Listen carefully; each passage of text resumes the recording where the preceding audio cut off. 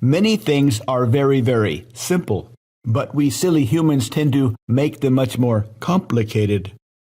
Nearly everybody wants to live a good life, a decent salary, a decent house, and a decent relationship. This is the ideal.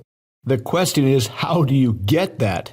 A lot of philosophers have concluded that many of our problems stem from the idea that we never really grow up. We never make the transition from childhood to adulthood. What does this have to do with anything? Children expect other people, usually the adults, to take care of them. Kids want something and they keep asking until they get it. This seems to be the go-to strategy for modern humans. Express a desire and wait for somebody else to take care of it. This is the very same structure that's in a lot of law of attraction strategies. Express your desire somehow and then let the universe provide it for you. What is the adult model?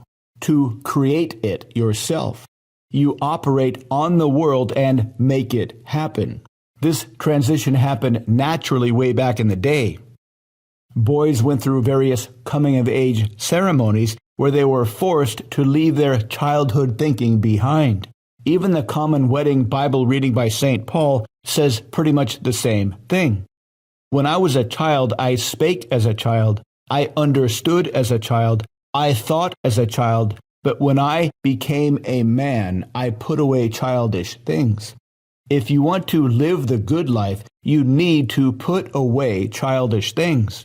You need to be responsible for your life. You need to take responsibility for whatever happens to you on the way to your good life, even if those things are not your fault. The biggest driver of success in the ancient world was the difference between production and consumption. If you produced 10,000 calories a day but you only ate 2,000, you had to give the rest away. And in exchange for that, you got admiration, respect, and status.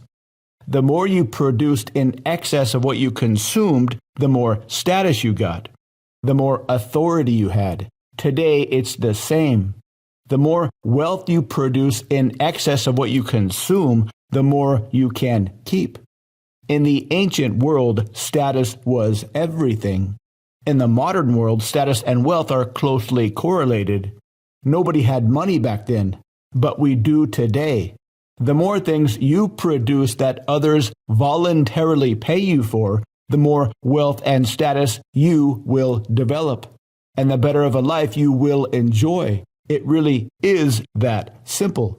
To learn more, visit mindpersuasion.com/financial-brilliance.